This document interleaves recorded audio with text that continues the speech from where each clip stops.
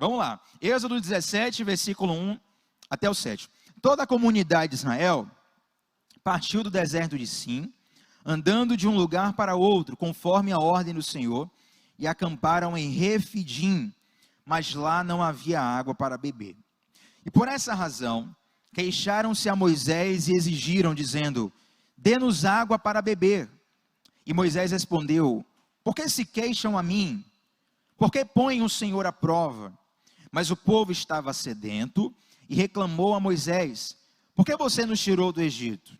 Foi para nos matar de sede a nós, aos nossos filhos, aos nossos rebanhos? E então Moisés clamou ao Senhor, dizendo: que farei com esse povo? Eles estão a ponto de apedrejar-me. E respondeu-lhe o Senhor, dizendo: passe à frente do povo, leve com você algumas das autoridades de Israel, tendo na mão a vara com a qual você feriu o Nilo, e vá adiante. E eu estarei à sua espera no alto da rocha do Monte Horebe. Bata na rocha, e dela sairá água para o povo beber. E assim fez Moisés à vista das autoridades de Israel, e chamou aquele lugar Massá e Meribá, porque ali os israelitas reclamaram e puseram o Senhor à prova, dizendo: o Senhor está entre nós ou não? Feche os seus olhos mais uma vez. Pai de amor, nós colocamos nesse momento os nossos ouvidos e o nosso coração completamente abertos e disponíveis para Ti. Repreendemos toda distração ou qualquer coisa que ouse roubar o plantio dessa semente. Nós te pedimos, Pai, fala o que Tu queres e faz a Tua obra em nossas vidas. Em nome de Jesus, amém. Meus irmãos, esse é um texto muito simples e, na verdade, esse é um dos milagres mais conhecidos, o milagre onde o povo estava no deserto e, de repente, eles sentem sede e precisam de água. Esse também é um milagre muito factível, porque todos nós sentimos sede todos os dias. E provavelmente você, pelo menos uma vez na vida, já esteve numa situação em que teve muita sede. Por alguma situação, alguma circunstância, você teve que ficar muito tempo sem beber água. Eu lembro agora de uma situação onde eu fiz uma prova para a guarda municipal. Inclusive eu passei, mas não fui chamado. Olha que viagem. Passei em primeiro lugar lá no interior, nunca foi chamado, irmão. Mistério, viu? Mas vamos lá. Aí fiz uma prova, e a prova de resistência era puxada, né? Aí eu conversando com um amigo dias antes da prova. Engraçado, eu treinava para essa prova de madrugada. Eu saía de madrugada de casa e ficava correndo na frente de casa de madrugada, que nem um louco. Ouvindo o pregador Lu. Hein, Rodolfo? A cada metro que eu subo, enxergo um pouco mais. A cada vez. Aí o hip hop lá pesado e tal. Meu irmão, até o bandido se assustava quando me via correndo de madrugada com um fonezão hip hop na veia. E aquela coisa preparado. E um amigo meu falou assim: falou, olha, quando você ficar cansado, não importa o que aconteça, não mude a sua postura corporal. E ele foi explicar, ele era atleta, ele foi explicar que a postura corporal influencia na psicologia e não sei o quê, e no misteriando e súbrias. Um monte de coisa lá, irmão. Eu sei que eu só obedeci a ele. E aí eu cheguei na hora da prova física, era, se não me engano, olha, eu acho que eu vou errar aqui agora, eu acho que é 2 quilômetros em 12 minutos, ou é 2.500 metros em 12 minutos, sei lá, um negócio desse. Eu sei que deu 1 minuto e já estava morto de cansado. E eu lá, né? E eu na postura e tal, e chegou uma hora que a minha garganta fervia, queimava. Tamanha dificuldade, eu acredito que o psicológico deve ter influenciado nisso. Eu estava a ponto de desistir e de largar todo o processo apenas para poder tomar um copo d'água. Eu não pensava mais em nada, não pensava mais no cargo, na aprovação, no tempo que eu passei treinando, eu só queria um copo d'água. Então todo mundo já passou por esse momento de sede. Mas nós estamos vivendo aqui na Bíblia uma situação muito específica, porque Moisés é levantado por Deus para libertar o povo da nação do Egito, o povo de Israel da nação do Egito, com a promessa de habitar uma terra prometida. Já deve ter ouvido a expressão leite e mel. Quem já ouviu a expressão leite e mel? Leite e mel tem 2 aplicações. A primeira aplicação é o nome da cantina da Lírio, cantina leite e mel, onde você vai comer um lanche lá no final. Mas leite e mel também é uma expressão bíblica para falar de abundância, sabe? De uma terra que é muito fértil, tem muita coisa boa, tem muita prosperidade. Então eles tinham essa esperança de habitar uma terra que manava leite e mel. Então eles saem do Egito, vivem milagres poderosos, as pragas do Egito já são ações sobrenaturais poderosas de Deus. Eles passam pelo Mar Vermelho a pés enxutos, Mas de repente eles ficam no deserto por mais tempo do que eles esperavam. O povo de Deus ficou 40 anos no deserto. E de todas as pessoas que saíram do Egito, apenas 2 pessoas entraram na terra prometida: Josué e Caleb. Todos os outros morreram. Isso é uma história longa, tem muitas outras coisas aqui. Mas o que eu quero te dizer é que muita gente achou que seria uma travessia curta. E demorou até mais do que eles esperavam, inclusive muitos morreram ali no deserto. E volta e meia sempre acontecia alguma coisa, que o povo se queixava de Moisés, e ao mesmo tempo se queixava de Deus. Essa é uma das histórias, onde falta água, eles estão numa situação, numa região no deserto, onde eles não têm água para beber, e eles vão se queixar a Moisés por 2 motivos. Primeiro, Moisés era como se fosse um representante de Deus para eles. Moisés falava com Deus, Moisés tinha a visão de Deus. Moisés tirou eles do Egito, e Deus tirou o povo de Israel através das mãos de Moisés. Mas não se esqueçam que Moisés também foi um homem que viveu 40 anos no deserto, antes de libertar o povo do Egito. Deixa eu fazer uma cronometragem aqui da vida de Moisés. Moisés nasce no Egito, filho de Hebreia, mas é criado como filho da filha de Faraó. Ele passa 40 anos tendo a melhor educação, a melhor roupa, os melhores acessos, filho de um dos maiores imperadores do mundo daquela época, como se fosse um filho dos maiores imperadores. Depois ele passa 40 anos no deserto, e é interessante que isso aconteceu porque ele matou um egípcio, então ele teve que fugir para o deserto. Eu acho interessante, e eu não quero dizer que foi só por causa disso, que eu vou explicar agora, mas é interessante um dos motivos de Deus ter tirado um cara que passou 40 anos no Egito, para passar 40 anos no deserto, antes de voltar para libertar o povo do Egito. Porque pense comigo, ele mata um egípcio, que já é um instinto dele de libertar o povo de Israel. Ele vê o egípcio batendo no hebreu, e ele vai lá e mata o egípcio. O instinto de libertador já estava nele. Então ele foge, e Deus poderia pegar ele, tipo na semana que vem, 15 dias depois, falar: Moisés, você matou, fugiu, agora você vai voltar lá, eu vou com você, os anjos vão lá, vai ter 10 pragas, e nós vamos acabar com tudo. Mas Moisés passa 40 anos no deserto do Sinai. E olha que observação importante que eu quero dividir com vocês. Naquela época, onde o Gênesis foi escrito, e Moisés é o autor do Gênesis, haviam basicamente 2 tipos de linguagens muito famosas, que dominavam o mundo daquela região. Aquela escrita egípcia, hieroglífica, que é aquela escrita de desenho, sabe, da parede das múmias, pirâmides, tal, aquela escrita hieroglífica. E existia também a escrita cuneiforme, que era uma escrita de uma outra região. Essas 2 dominavam. A escrita alfabética, como nós conhecemos hoje, que tem aí o português, o inglês, o espanhol e todas as línguas que nós conhecemos no Ocidente, essa escrita ainda não existia. Na verdade, a origem dessa escrita, ela começa no deserto do Sinai, para onde Moisés fugiu. Sabia disso? No deserto do Sinai, habitavam nômades que precisavam de uma linguagem que não fosse tão culta quanto a corte do Egito. Então eles pegaram a escrita do Egito, simplificaram e criaram algo que mais tarde ficou conhecido como a linguagem alfabética. Agora preste atenção comigo. Imagina que Deus te desse a revelação do Gênesis. Deus te dá uma escrita do Gênesis e fala assim: essa escrita aqui é como o mundo foi criado. E você está escrevendo ali para todo o seu povo, e é uma escrita que vai ficar para todas as gerações. O que é que você vai fazer? Você vai escrever na linguagem que está bombando na época, ou na linguagem que está lá no meio do deserto? Está bombando, né? Se Deus me dá uma palavra hoje, fala assim: Tiago, essa palavra é para o mundo inteiro. Grave um vídeo para o mundo inteiro. Eu posso até gravar em português, mas certamente vou botar uma legenda em inglês, uma legenda em espanhol, uma legenda em mandarim, porque são idiomas que alcançam mais pessoas. Quem está comigo aqui? Quem está entendendo aqui? Mas Deus permite ele passar 40 anos no deserto do Sinai, aprendendo uma língua que naquela época só os nômades utilizavam.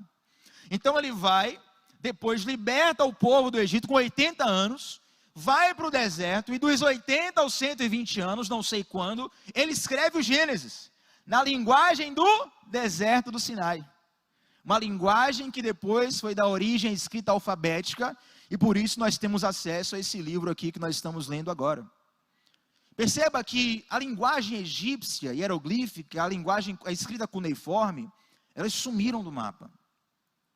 Para decifrar essas linguagens, você tem que ser um especialista, irmão, doutorado, pós-doutorado, e um monte de coisa, para você passar a vida inteira tentando decifrar um desenhozinho pequeno.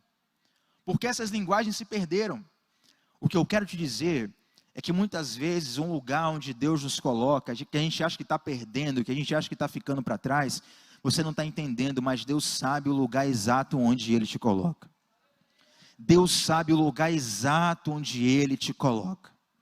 O povo não tinha esse entendimento. Então, quando falta água, ele vai murmurar para Moisés, porque Moisés era o líder, mas porque Moisés também tinha conhecimento do terreno. Moisés passou 40 anos ali, ele conhecia o deserto. O povo havia todo mundo crescido no Egito. É basicamente você pegar o irmão Tiago e levar para os Estados Unidos com um brasileiro que mora lá. Eu não conheço lá, eu nunca fui nos Estados Unidos. Eu vou ficar à mercê do brasileiro. Pô, como é que você vai para uma rua que é perigosa? Como é que você vai para tal lugar? Coloca a responsabilidade nele. Então o povo vai reclamar para Moisés, dizendo: Moisés, você nos trouxe para um lugar que faltou água. A princípio, isso parece dar razão ao povo. Mas note que existem aqui duas questões bem específicas. De um lado existe o povo murmurando, do outro lado existe Moisés orando. De um lado existe o povo murmurando, do outro lado existe Moisés orando. O povo vai para Moisés, Moisés vai para Deus. Moisés era especialista naquela região ali, quem está entendendo? Mas naquele momento, mesmo sendo especialista naquela região, ele não conseguia, na sabedoria humana, discernir onde havia água. Eu quero te dizer, meu irmão, minha irmã, que mesmo que a sabedoria humana seja muito útil, uma hora ela não vai ser suficiente para te sustentar. Mesmo que a sabedoria humana lhe seja muito necessária para você ganhar dinheiro, para você abençoar pessoas, para você conhecer coisas da vida, tem uma hora que você vai precisar da sabedoria divina para te guiar. Eu achei interessante, claro, muito triste, muito chocante, como na época da pandemia, aconteceu aqueles episódios de pessoas no hospital com falta de oxigênio, e teve aquele episódio no norte do país, muito dramático, né? Onde faltou oxigênio, acho que lá no Amazonas. E interessante um relato que eu vi naquela época de um cara que era muito rico. O cara foi para o hospital, pegou Covid, ficou no estado de quase morte, precisando de tubos de oxigênio. E ele tinha muito dinheiro, a ponto dele querer comprar oxigênio para o hospital inteiro, só para o dele vir junto. Só que o dinheiro dele não adiantou, porque não tinha oxigênio para comprar. Olha que coisa terrível, meus irmãos. O cara tinha todo o dinheiro do mundo. O cara conhecia muitas pessoas de grande importância. Políticos de alto gabarito. Só que não tinha oxigênio para comprar a tempo. Chega uma hora que é necessário que nós nos apoiemos na sabedoria de Deus. Meus irmãos, pode ter certeza que nem todo o dinheiro do mundo vai poder trazer todas as respostas da sua vida. Nem toda a inteligência que você tem, nem todo o diploma que você tem vai lhe ser suficiente. Chega uma hora que não adianta. Fica latente aos teus olhos que você precisa de Deus. Eu acho interessante que, eu não estou pregando tragédia aqui, pelo amor de Deus, mas deixa eu te contar uma outra história. De uma pessoa que falou algo interessante para mim. Foi algo hipotético, embora eu acredite que isso aconteça com algumas pessoas. Só falou: Tiago, imagina que você se cuide perfeitamente, você faça assim uma dieta perfeita, dieta igual o pastor Saulo ali, ó, malhadão, saradão, pastor fitness. Vai para academia, faz a dieta, ficar bombado, né? O pastor Saulo está bombado agora. Você vai lá, come o melhor alimento, o melhor treinamento. Eli Batéria e Alana. Eli agora está fortinho, o negócio está melhor agora, né? É uma bênção, né? Aleluia. E aí você se cuida e tal, aí você pega o seu carro, você segue direitinho a lei de trânsito, você para no sinal, você anda na velocidade correta, você respeita a faixa de pedestre, está fazendo tudo, você ama seus pais, ama sua mãe, seus filhos, sua esposa, você é fiel.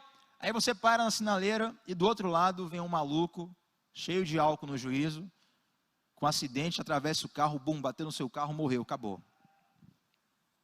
E aí? Essas coisas acontecem. Chega uma hora, irmãos, que as nossas respostas, elas não são suficientes para nos sustentar. Chega uma hora que nós precisamos de Jesus. Na verdade, o tempo todo a gente precisa de Jesus. Só que muitas vezes, Jesus ele está no final da nossa fila. Aí a gente vai, ó, opção A, opção B, opção C, D, E. Aí vai o alfabeto inteiro. Quando acaba o alfabeto inteiro, aí a gente lembra que nós somos crentes.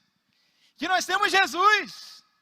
Mas tem uma canção da banda 4x1 muito linda, que no refrão diz assim: mas eu sou teu Deus e eu estava lá, no meio do teu vale eu estava lá, colhendo tuas lágrimas estava lá, em noites escuras eu estava lá, já senti a dor do que é perder um filho, já senti a dor do que é ser traído, fiz tudo por você, faria de novo por você. Mesmo que você não perceba, Deus sempre esteve lá. Eu quero contar um testemunho para vocês. Eu lembro que na época do auge da pandemia, um pouco antes da pandemia, eu fui morar sozinho. E pela primeira vez na vida fui morar sozinho e tive um desafio muito grande, assim, porque era muita coisa nova. E eu fui, na verdade, sem garantia financeira nenhuma, né? Eu fui pela fé, né? Eu vou tentar aqui, velho. Se der errado, mas vai dar certo. E fui antes da pandemia. Aí assim que eu fui, um mês depois, estourou a pandemia, fechou o país, perdi o emprego, perdi um monte de serviço. E fiquei só com perdi quase tudo que eu tinha, assim. Fiquei só com um cliente na mão. E esse cliente, na verdade, tinha um trabalho muito, muito importante, uma questão muito importante do serviço dele, prestando serviço. Uma coisa que me tomava todo o tempo. E aí chegou na hora do pagamento, rapaz, passei o mês inteiro trabalhando para esse cara. Aí chegou na hora do pagamento, cara, Thiago, é o seguinte, velho. Tá ruim para todo mundo, a pandemia, o Brasil inteiro fechou. E eu tô sem dinheiro aqui, cara. E não é dinheiro para te pagar, não. Eu tô com um filho pequeno em casa e não tenho dinheiro nem para meu filho pequeno.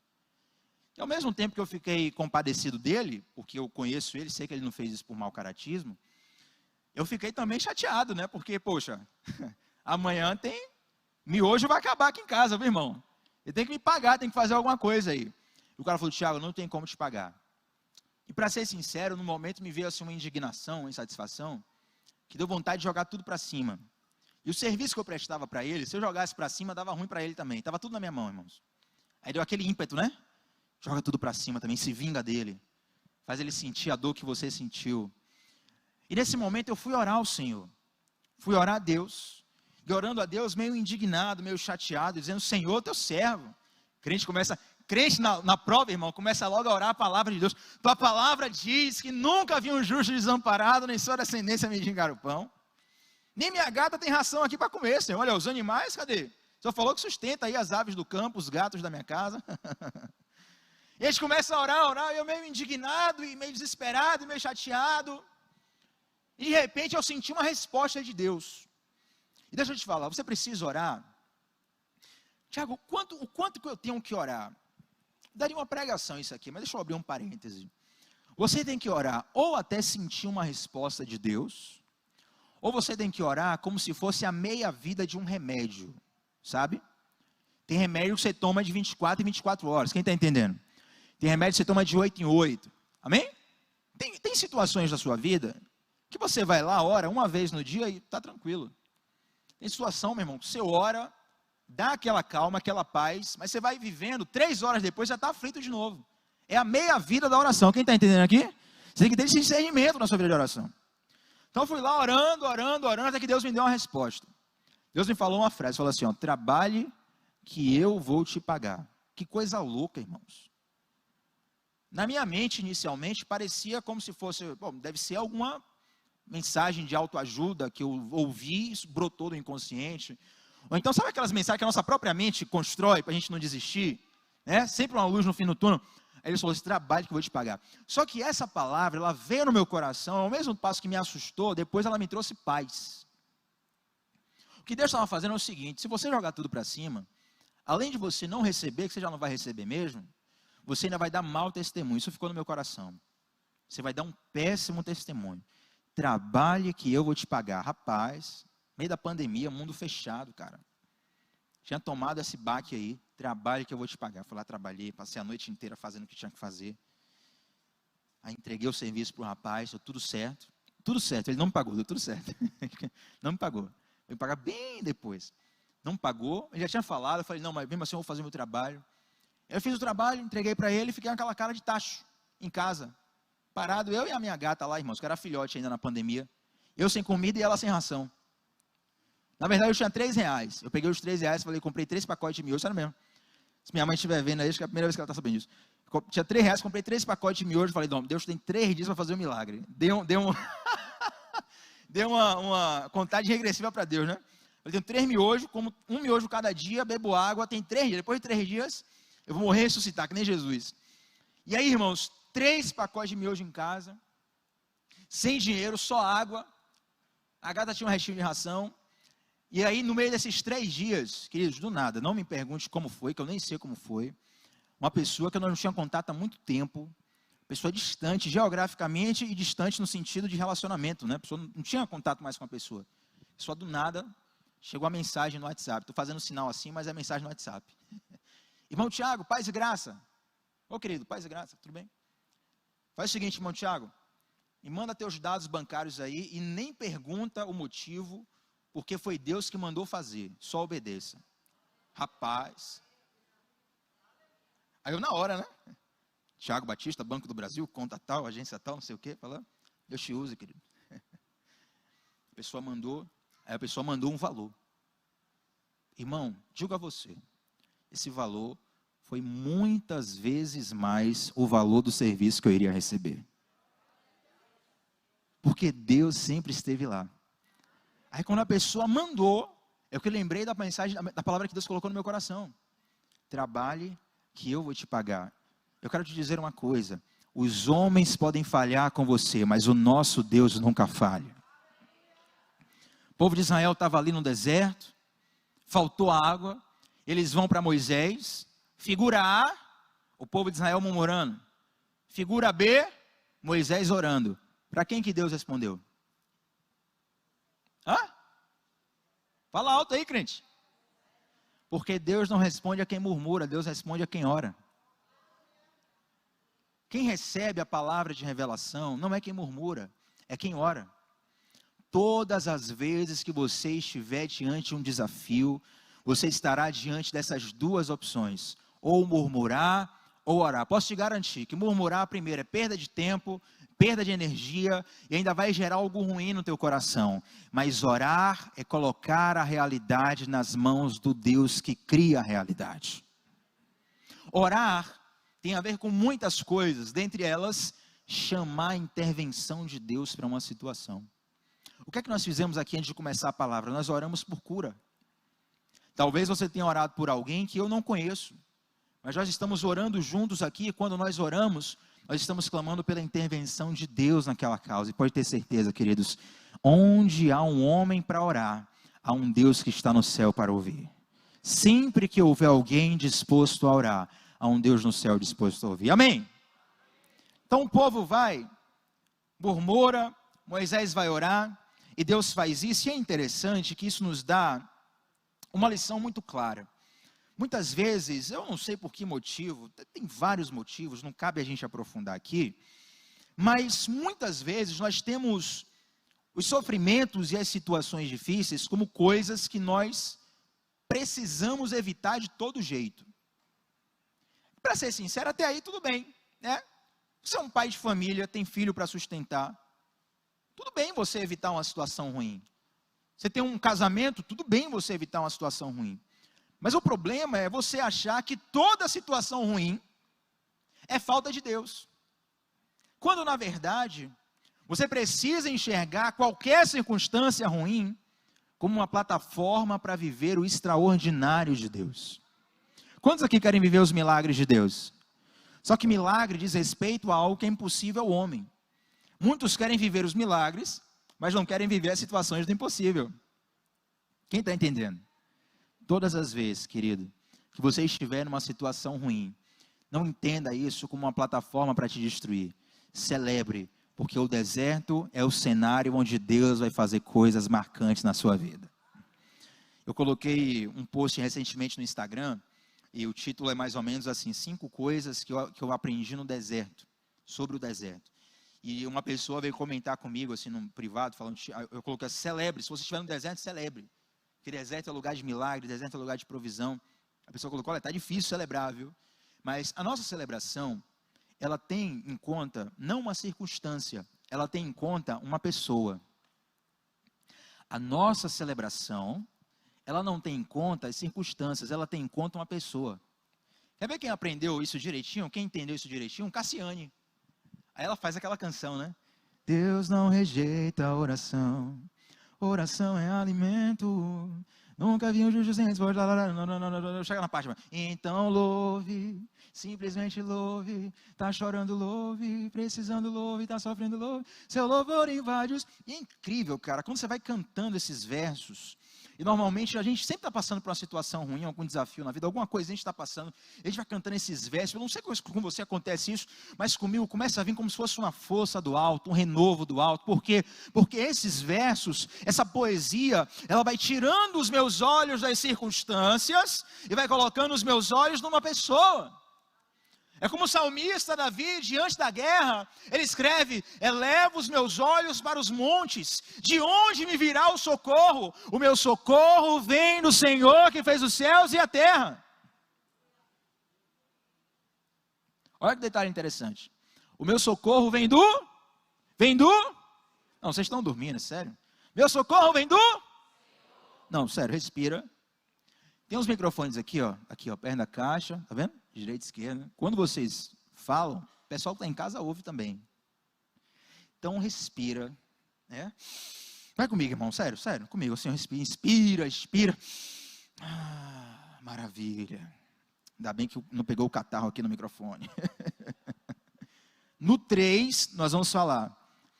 1, 2, 3. O nosso socorro vem do Senhor, que fez os céus e a terra. Agora observe. Por que ele fala, o nosso socorro vem do Senhor que fez os céus e a terra? Ele pega uma pessoa e coloca um fato, um ato que Deus fez como um memorial do poder de Deus. É como você tem um jogador bom no seu time, e o seu time está perdendo. Aí você fala, não, mas fulano de tal é um craque, fulano de tal vai resolver. O time está perdendo, aí tem uma falta para cobrar. Não, fulano de tal, ele vai fazer o gol de falta, porque ele é bom de falta, ele fez um golaço, ele é decisivo, nesses momentos ele cresce.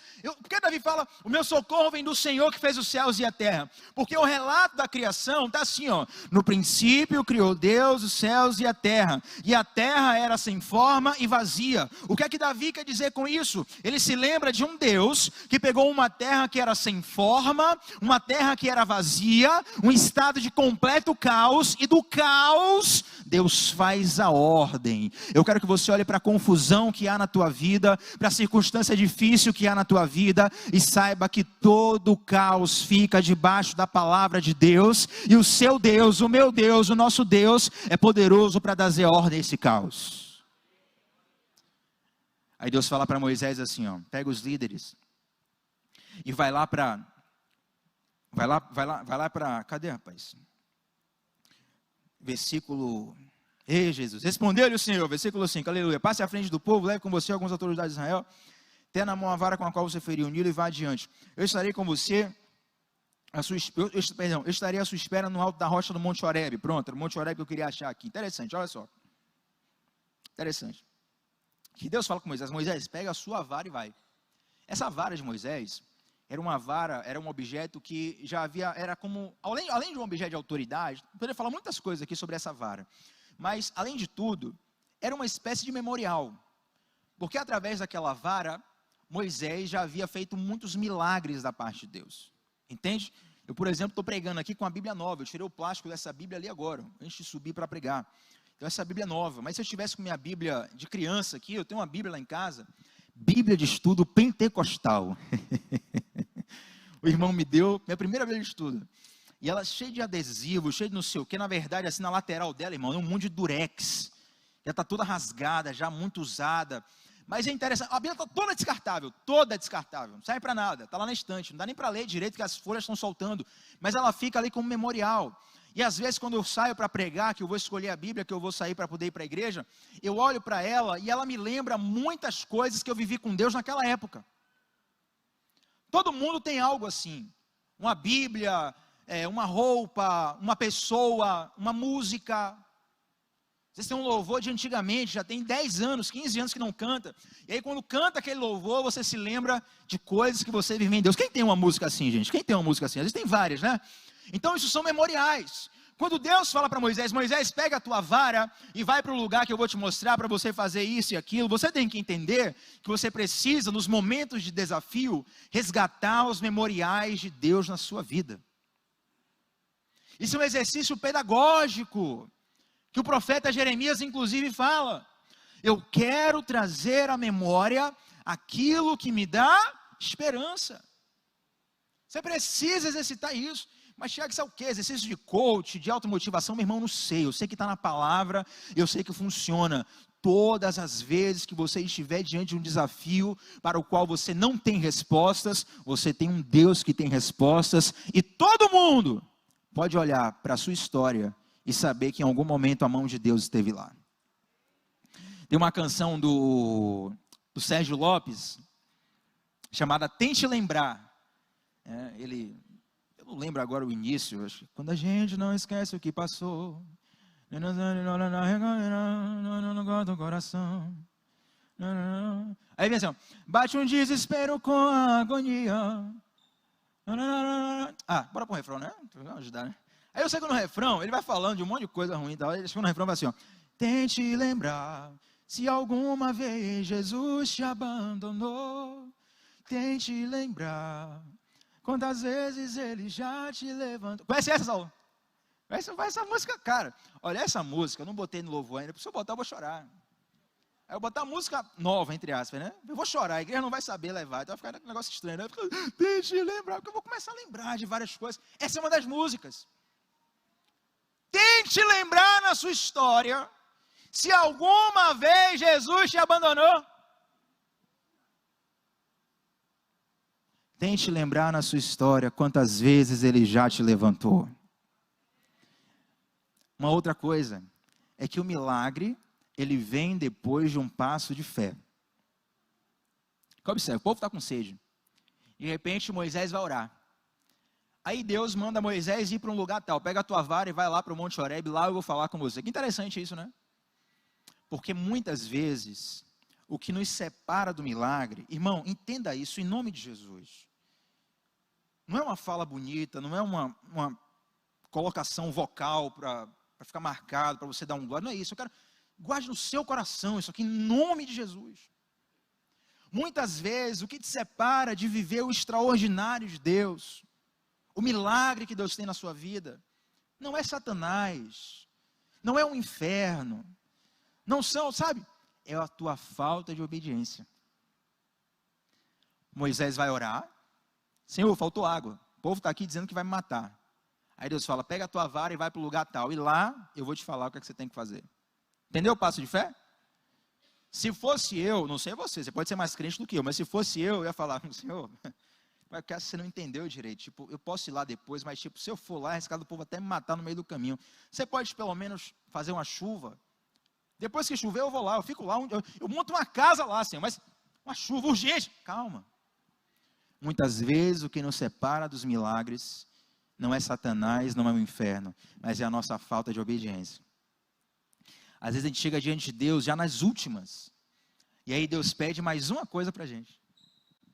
Aí você fala, Deus, eu não tenho mais forças, eu estou morrendo de sede, o povo está para me matar, pressão total, loucura, caos, terror, pânico. E Deus fala, pega a tua vara, vai para o Monte Horebe, lá eu vou falar. Eu não sei qual é o Monte Horebe que você tem que ir, mas Deus está te pedindo um passo de fé nessa noite. Eu tenho certeza disso porque Deus não joga remédio fora, Deus não joga a palavra fora. Se você está aqui nessa noite, ou se você está em casa nos assistindo, não é em vão que você está ouvindo essa palavra. Deus está te pedindo um passo de fé. Então Moisés chega lá no Monte Horebe, e para a gente encurtar a história aqui, Deus fala com Moisés, Moisés, pega essa vara, mesma vara que você atravessou o Nilo, que você abriu as águas do Mar Vermelho, mesma vara que você fez tantos milagres, vai pegar a rocha, você vai bater na rocha, e da rocha vai sair água, e essa água vai saciar a sede do povo. Olha que interessante, gente. O Antigo Testamento, o Primeiro Testamento, ele trabalha muito com símbolos, com tipologia. É como se Deus estivesse falando em forma de sombras.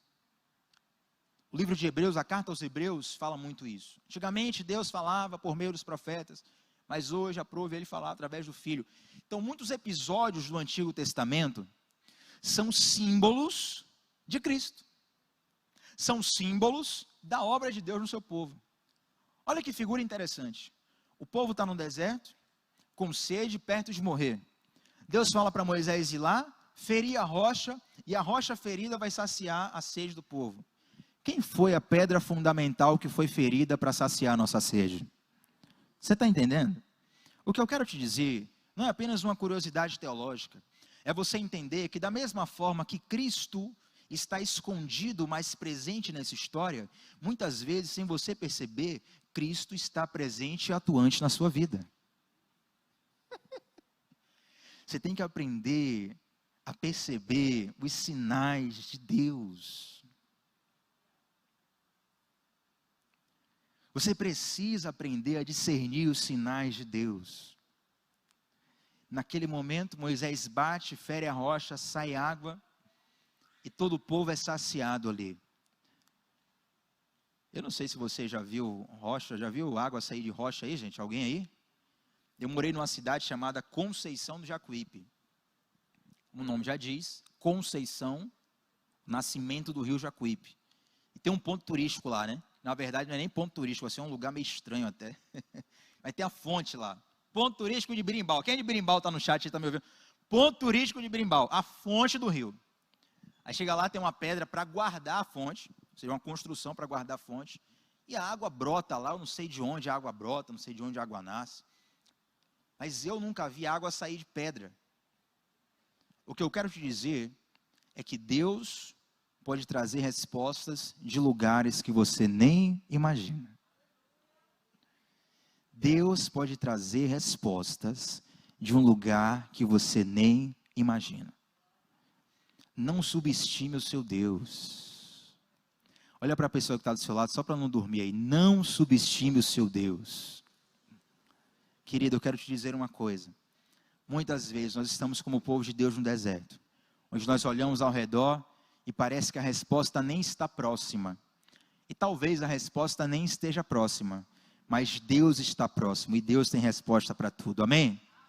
Agora eu quero transicionar com você, lá para o texto que está em João capítulo 7.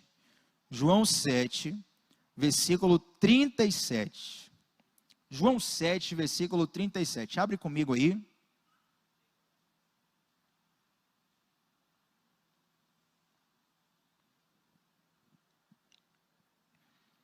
Já deve estar aqui, mas abre tua Bíblia, não vou abrir mão disso não, abre tua Bíblia aí, isso é importante, marca, e olha só o que diz, vamos do 37 até onde a gente for aqui, mas já vamos terminar, já vamos encerrar daqui a pouco. Verso 37, vamos lá, no último e mais importante dia da festa, Jesus levantou e disse em alta voz, se alguém tem sede, venha a mim e beba, quem crê em mim, como diz a Escritura, do seu interior fluirão rios de água viva. E ele estava se referindo ao Espírito. Se você reparar, cadê essa versão aqui? Espírito está com letra maiúscula. Se você reparar na tua versão aí, ou seja, o nome próprio, né? O Espírito Santo, uma referência ao Espírito de Deus. Então, voltando. Quem crê em mim, como diz a Escritura, do seu interior fluirão rios de água viva. Ele estava se referindo ao Espírito, que mais tarde receberiam os que nele crescem. Até então, o Espírito ainda não tinha sido dado, pois Jesus ainda não fora glorificado. E ouvindo as suas palavras, alguns no meio do povo disseram, certamente este homem é o profeta. Perceba que profeta, letra maiúscula também, sinalizando o messianismo de Cristo. Algumas pessoas, mas certamente esse cara é o Filho de Deus. Verso 41, outros disseram, ele é o Cristo. Ainda outros perguntaram, como pode o Cristo vir da Galileia? A Escritura não diz que o Cristo virá da descendência de Davi, da cidade de Belém, onde viveu Davi? Assim o povo ficou dividido por causa de Jesus, e alguns queriam prendê-lo, mas ninguém lhe pôs as mãos. Deixa eu explicar o contexto dessa festa aqui. Nós estamos numa festa, essa festa é chamada Festa das Cabanas, tem vários nomes, né? Um dos nomes conhecidos é a Festa das Cabanas. Existiam basicamente 3 grandes festas em Israel.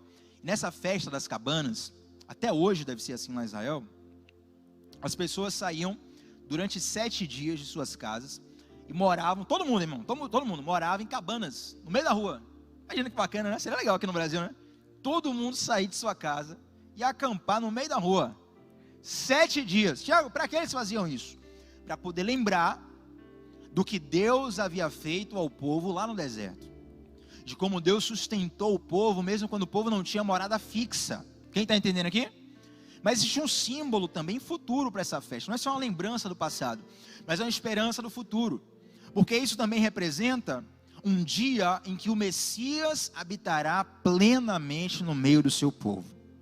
E dentre muitas coisas dessa festa, era uma festa muito forte, muitas músicas, muitas danças, muita celebração. E nos 6 primeiros dias da festa, o sacerdote pegava um vaso de ouro. Acompanha comigo aqui, você tem que entender essa história para entender a lição. O sacerdote pegava um vaso de ouro, ia até um tanque, enchia com a água do tanque e levava até o templo. E nessa procissão, o povo ia fazendo festa, né? A música do... Deixa quieto, né? Cantar a música da torcida aqui, mas deixa quieto. Mas imagine uma música do teu time de futebol, um time da Série C que subiu para a Série B agora. Glória a Jesus Cristo, amado Deus. Ou se o Bahia subir semana que vem, tem tudo para subir. Não tem como não subir, Saulo. Desculpa, irmãos, piada interna. Não tem como o Bahia não subir. Vai ser uma festa em Salvador inteira, não é verdade? A torcida vai cantando o hino do time, o hino da torcida, aquela coisa, aquela festa enorme. Então, durante os 6 dias, quando o sacerdote ia lá na fonte pegar água com um vaso de ouro, levar para o templo, festa o tempo todo, festa. No 7º dia, o povo desarmava as cabanas, porque já iam voltar para casa. E no último dia, o sacerdote fazia esse trajeto 7 vezes. Então a festa era 7 vezes mais intensa. Era 7 vezes mais forte. O povo estava em alta. Galera cantando, pulando, procissão, aquela coisa, não é por aquela procissão morta, irmão, é carnaval de Salvador, pipoca, entendeu? Isso aí, nesse nível aí. E no meio disso tudo, Jesus está ali no meio, todo mundo ali já entendia o que eu estou explicando para você. Jesus se levanta, e a expressão do texto dá a entender que de fato Jesus levanta a sua voz e grita assim: quem tem sede, vem a mim e beba de graça da água da vida. No meio do ritual, Jesus traz vida ao que é ritualístico. Eu te desafio a, depois dessa pregação, durante a semana, se você não assistiu o culto de quarta-feira, assista, está no canal da nossa igreja com o título O Tabernáculo de Davi. Ainda botei uma capinha lá para chamar, mas é O Segredo do Tabernáculo de Davi. Pastor Saulo pregou algo muito precioso, mostrando como há algo especial no tipo de adoração que Davi fazia e na visão que Davi tinha. O que eu quero te ministrar nessa noite é que Jesus pega aquele ritual religioso, onde o povo pegava água na fonte para simbolizar o que aconteceu no deserto, e que nós acabamos de ministrar aqui em Êxodo 17. Jesus se levanta e diz: quem tem sede de verdade, vem a mim e beba.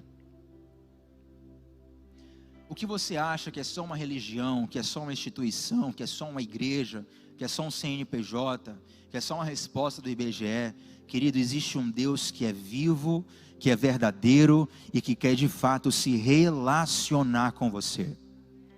Isso parece uma mensagem evangelística, uma mensagem para quem não é cristão, esteja ouvindo pela primeira vez, ou que não faça parte de uma igreja. Mas quantas vezes nós, que já somos cristãos, talvez você já tenha até um certo tempo de igreja, talvez já tenha mais tempo de igreja do que eu tenho de vida, irmão, mas quantas vezes nós precisamos nos lembrar que tudo isso que nós fazemos, abertura, cronômetro, cantar as músicas, aviso, ofertório, pregação, grupo de comunhão, mercado solidário, ministério Kids, viagem missionária, nada disso é para encher um templo, nada disso é para pagar contas, nada disso é para ter uma religião, para você ter uma escolha no IBGE, nada disso é apenas humano, isso é profundo, é verdadeiro, é espiritual, é eterno, e nós precisamos nos lembrar, assim como aqueles judeus judeus estavam ali celebrando aquela festa todos os anos, mas muitos deles haviam esquecido. Nós temos esquecido sistematicamente, mas hoje eu quero te lembrar, eu quero lembrar também o meu coração. Nós estamos juntos nessa, que nós precisamos beber de fato da água da vida que só Jesus tem a oferecer. Quantos de nós temos tanta sede de tantas coisas na vida? Sede de reconhecimento, todo mundo tem. Sede de aceitação, todo mundo tem. Sede de coisas que podem ser fúteis para uns, mas é importante para você. Todo mundo tem a sua sede particular. Mas eu posso dizer que só tem um que de fato sacia a sua sede. É a água de Cristo. Eu lembro de uma certa história. Eu li isso num livro e o nome da pessoa que viveu isso, anônimo, né? Mas era um rico, um cara muito rico, que se suicidou. Ele deixou uma carta de suicídio. Ele começa a contar na carta tudo que ele fez na vida. Cara aventureiro assim, mais alto nível. Fui para lugar tal, fiz viagem tal, aventura tal, experiência tal, pá. Ele faz um relato enorme. E no final ele diz, mas nada disso preencheu o vazio do meu coração. Ele perdeu a esperança de preencher esse vazio, e então ele tirou a sua vida. Há um autor soviético, já falecido, Dostoiévski, ele dizia, há no homem um vazio do tamanho de Deus. O que eu quero te dizer, meu irmão, minha irmã, você que está aqui, você que está em casa, existe um vazio que só Deus pode preencher. O teu time pode ser campeão, a pessoa que você ama pode te corresponder, você pode ter até uma família boa, bonita, família que te faz feliz, unida, você pode ser bem sucedido profissionalmente, reconhecido, mas ainda assim, há um vazio no seu coração que só Deus pode preencher. Sabe quando você está montando um quebra-cabeça e nenhuma peça se encaixa? Tem uma peça lá que se chama Jesus, ninguém pode ficar no lugar dela. Agora é interessante que nem toda água sacia a sede. Na verdade tem água que amplifica a sede. Quem está pegando aqui, sério? Como foi baixo o sim, vou explicar. Imagina que você está com sede, já aconteceu isso comigo, tá? Eu era criança, estava na praia, pegaram aí, né? Praia com sede, tive a brilhante ideia de beber água do mar. Olha que maravilha. Meu irmão, o que aconteceu comigo? Mais sede ainda. Graças a Deus que não teve contaminação, né? Podia até morrer. Mas se você bebe água do mar é água, sim ou não? Mas sacia a sede, amplifica ainda mais. Agora imagina comigo, eu estou com sede, bebo água do mar, fico com mais sede ainda, e aí bebo mais água do mar. Isso é inteligente? Isso é bom ou isso é ruim? Ruim, né? Mas é isso que a gente faz. A gente tem sede, tenta preencher a sede do nosso coração com as coisas do mundo. A sede não passa e a gente tenta preencher com mais coisas do mundo. Não, acho que só vão me amar quando eu tiver uma performance sexual boa. Não, agora tem que ser o sexo de outra forma, com outras pessoas. Não, agora tem que ser escondido. Não, agora tem que botar uma substância no meio, tem que ser uma coisa muito louca. Não, agora tem que usar droga tal. Mas quando experimentar tal coisa, e vai se afundando, se afundando, se afundando, se afundando, se afundando, porque é uma água que na verdade aumenta a sua sede, não sacia. Agora tem algo interessante sobre a água, e nós vamos encerrar aqui. Quero chamar o Ministério de Louvor. Eu estou com muita sede aqui, isso é verdade. Agora eu estou com muita sede. Eu tenho um copo de água na minha mão. Olhar para esse copo de água não sacia a minha sede. Quem está entendendo? Você pode chegar aqui do meu lado e apresentar um TCC sobre a água, irmão. Fala, Tiago, a água tem 2 moléculas de oxigênio, de hidrogênio, 1 molécula de oxigênio, o H2O. A água é assim, assim, assim. A água pega estado gasoso a tantos graus, estado líquido a tantos graus, estado sólido a tantos graus. A água não sei o que, tantos % do corpo da água. Você pode ser pós-doutorado em água, mas enquanto você fala, eu estou morrendo de sede. Enquanto eu olho para a água, eu estou morrendo de sede. O que é que mata a minha sede, irmãos?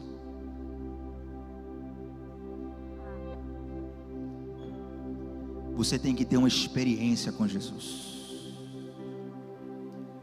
Você tem que ter uma experiência com Jesus. Se coloque de pé no seu lugar. Jesus é o único que sacia a sede da nossa vida.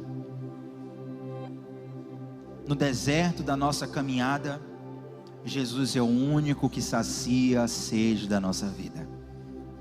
E no meio de um ritual religioso, Jesus levanta a sua voz e fala: vem a mim. Interessante que Jesus não limita, ele não fala: venham a mim os homens ou as mulheres, venham a mim os brancos ou os negros, os gordos ou os magros, os altos ou os baixos, o israelita ou o estrangeiro. Não, ele fala assim: quem tem? A única condição é ter sede, porque o convite de Jesus é universal, e o convite de Jesus é urgente. Só bebe água quem tem sede, meu irmão. O convite de Jesus é universal, e o convite de Jesus é urgente, e o convite de Jesus é de graça, basta você querer. E aí Jesus diz assim: quem vem a mim, bebe de graça da água da vida, o seu interior começa a fluir rios de águas. Olha que interessante. Eu bebi esse copo d'água aqui, em algum momento, ainda hoje, eu vou no banheiro urinar, eu vou expelir a água. Mas Jesus não. Jesus diz: se você beber da minha água, essa água vai gerar em você uma fonte. Isso é muito louco, velho. Você não está entendendo isso aqui. É como se Jesus estivesse dizendo: você vem a mim, eu sacio tua sede.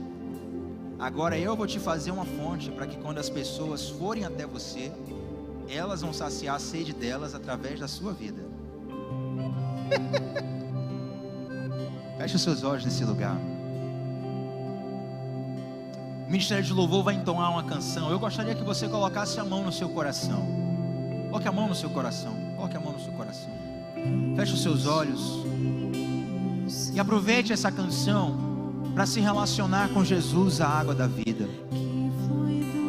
Eu não sei qual a sede que está no seu coração. Quem sabe é uma sede de aceitação pela sua família, pela pessoa que você ama, uma sede financeira, uma sede de saúde mesmo.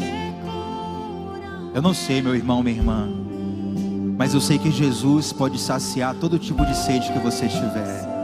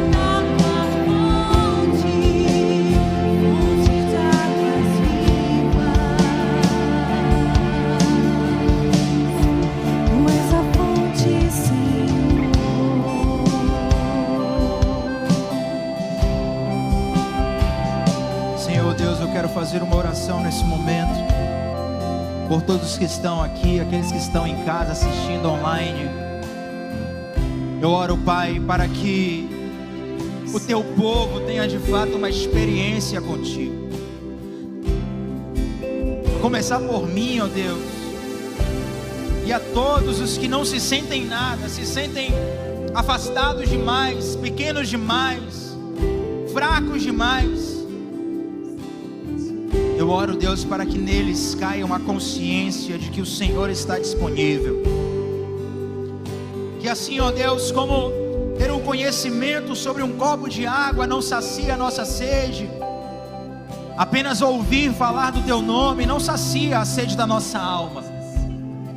Assim como precisamos beber da água de um copo, nós precisamos beber mais e mais e mais e mais e mais e mais de Ti, Senhor. E nós nos apossamos nessa noite da Sua promessa, Deus, que está escrito, não é frase de autoajuda, não é frase de coach, está escrito na Tua palavra: aquele que beber de Ti, do seu interior fluirão rios de águas vivas. Ó Deus, não queremos apenas sobreviver, Pai. Não queremos apenas sobreviver até o próximo culto, até a próxima semana, até a próxima conferência, até a próxima música nova, até a próxima pregação. Nós queremos ter uma vida em abundância. E vida em abundância não diz respeito a uma conta bancária gorda. Vida em abundância não diz respeito a ter sempre o carro do ano, a casa mais bonita do bairro. Vida em abundância diz respeito a uma vida que transborda, e aquilo que transborda molha aquilo que está ao redor. Nos faz também, Senhor, fontes de águas vivas, para que os nossos amigos, os nossos familiares, as pessoas que passarem pela nossa vida, sejam encharcados pelo Seu amor que está em nós. Não queremos apenas um evangelho consumista, Pai, de apenas receber, mas nos leva a ministrar, a oferecer, a dar, a servir com amor aquilo que o Senhor gerou dentro de nós. E faz do Teu povo fontes de águas vivas espalhadas por toda a face da terra, em nome de Jesus e para a glória do Senhor Jesus. Você pode aplaudir ao Senhor nesse lugar? Glória a Deus, glória a Deus.